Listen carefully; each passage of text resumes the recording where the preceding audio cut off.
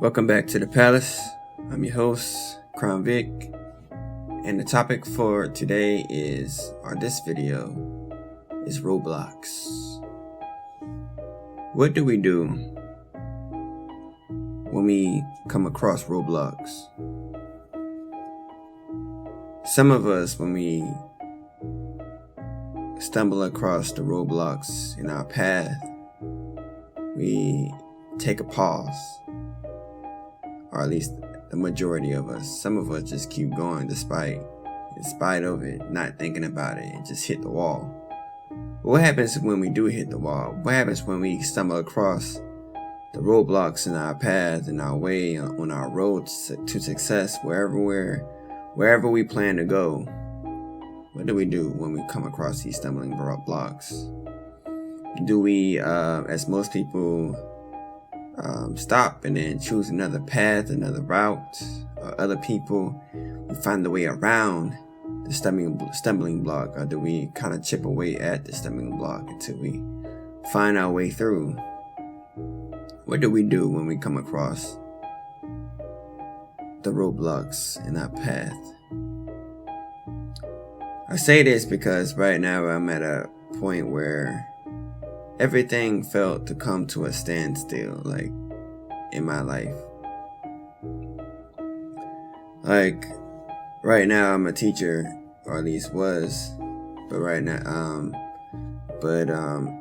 I took a break from it, both volunteering to take a break from it, and both because, another reason why, is because of certification reasons. So you have to have, I've been out of field when I should have taught within my field. So I taught English language arts when I graduated with, sociology. So I should have did social studies, and I probably would have been in the field and probably would have been okay as far as not having to take all these extra classes to get the certification that I need in order to continue to teach.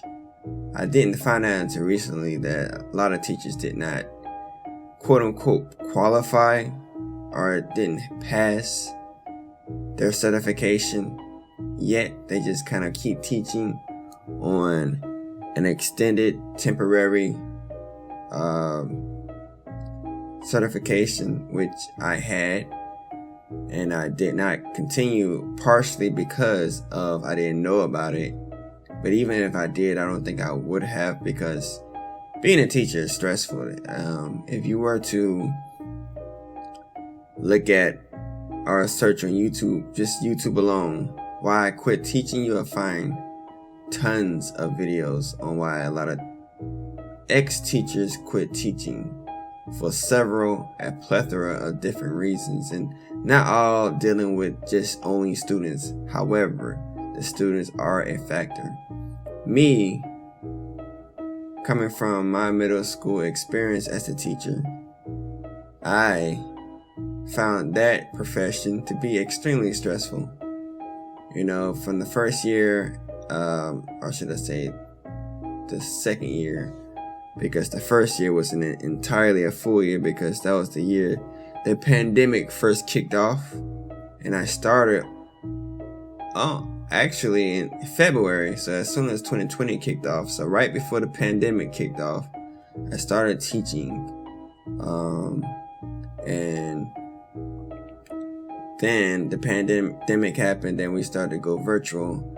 And then when I came back for the next year of teaching, the next school year, I had a different principal, which was a very hard principal to work under. One of those bosses that just like, a boss from hell, so to speak. And she was kind of like that.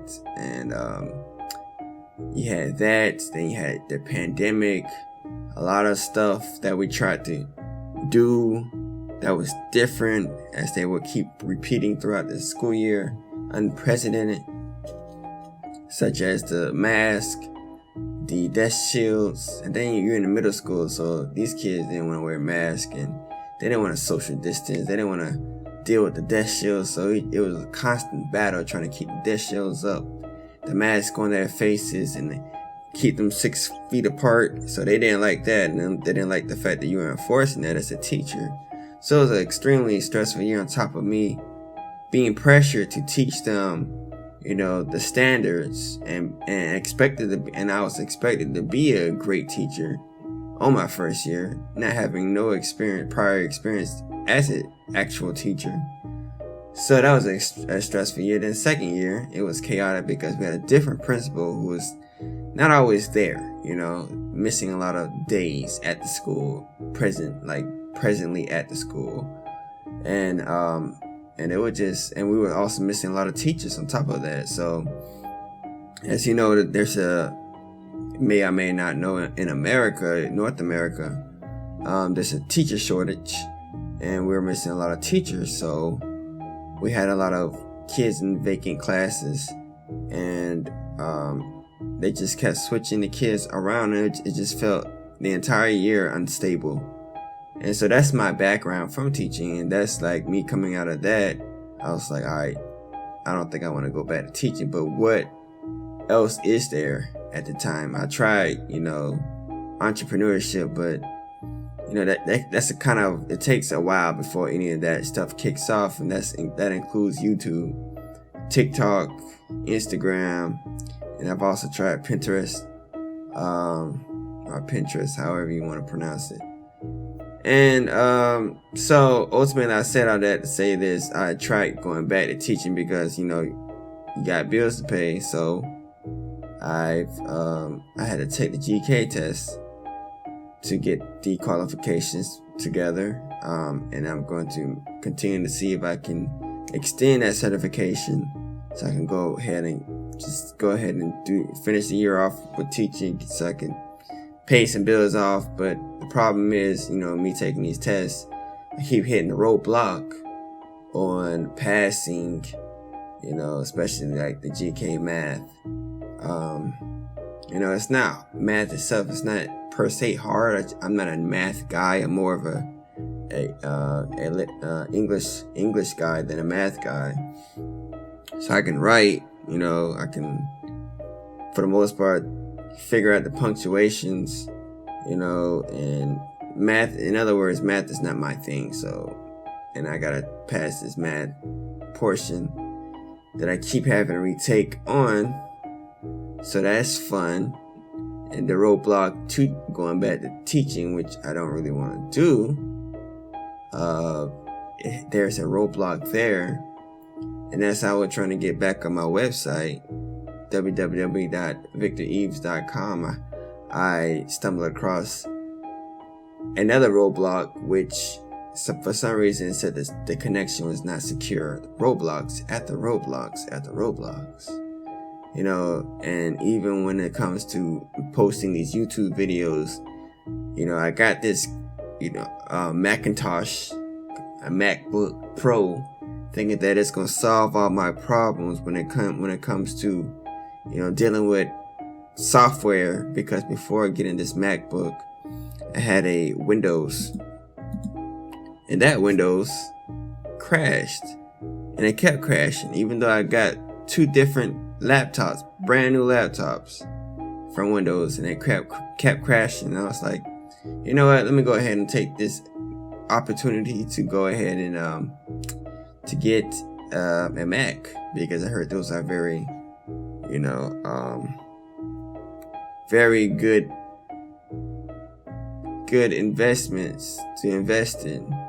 And lo and behold, I got a Mac, and it turned out to be one of the worst investments that I could have made.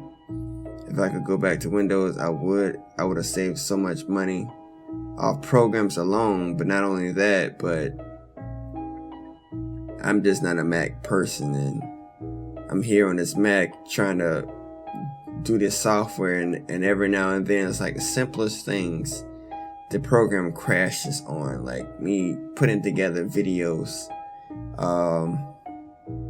something like just putting an audio to a picture, the videos, the recent videos I've been posting, that alone, sometimes just the Mac sometimes feels like it can't handle Like, what do you mean you can't handle it? I got it so that specifically that not only could you handle this, but you should be able to handle much more. But yet, roadblocks. What do you do when you stumble across roadblocks? Do you lay down? Do you submit? Do you keep going? Find a way around? Or do you die? By that I mean let your dreams die. Right? I just stumbled across another video. This guy was talking about why I started making videos. And maybe you should too. It's all about the why. If your why is not strong enough, as far as why you going on the journey in the first place, not necessarily about the journey itself, the destination itself, but more so about the journey. Why are you on this journey? Why am I doing these videos? I do these videos because it's not necessarily because I want to become, YouTube famous. I am not a I do not want fame per se. I guess you could say I'm a person who likes making content, and by content, especially when it comes to short stories, my long-term goal, my biggest dream is to publish like an animated series like on Netflix. And one of the ways, to get to that is by building an audience. So I see YouTube as a way of building an audience. And what does that audience consist of? It consists of people who are like-minded to me, who are into health, wealth, and fitness, but also into stories. So I guess I'm gonna start focusing on that in my future videos, like maybe parables, talking about parables or things along those lines. So I guess I'm gonna focus on that in future videos, building more, I guess speaking on what I'm speaking about right now, streams of consciousness, and then making that into like an actual story with characters and world building and things of that nature, because that's what I really want to go towards. It's not necessarily is that I want to be a podcaster. I just want to be a storyteller, and eventually that's what these stories are going to lead to. So what is my why? My why is because this is what I want to do. I want to be able to wake up in the morning and look forward to my day creating content. Not necessarily making people regurgitate information that the system wants me to make them know and understand like a teacher would. I want to be able to make content that inspires people, that makes people go, wow, I didn't think about it this way. I didn't think about it that way.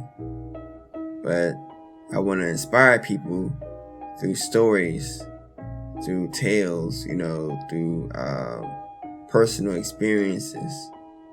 So that's what I really want this channel to be about, is inspiring people. What do we do when we hit a roadblock? You have to figure out a why. And once you figure out your why, and your why is strong enough, you will find a way beyond the roadblock, whether you have to go around it, dig underneath it, or you just going to shatter it to pieces. Once your why is strong enough, there is nothing that can stand in your way. Crown Vic, signing out.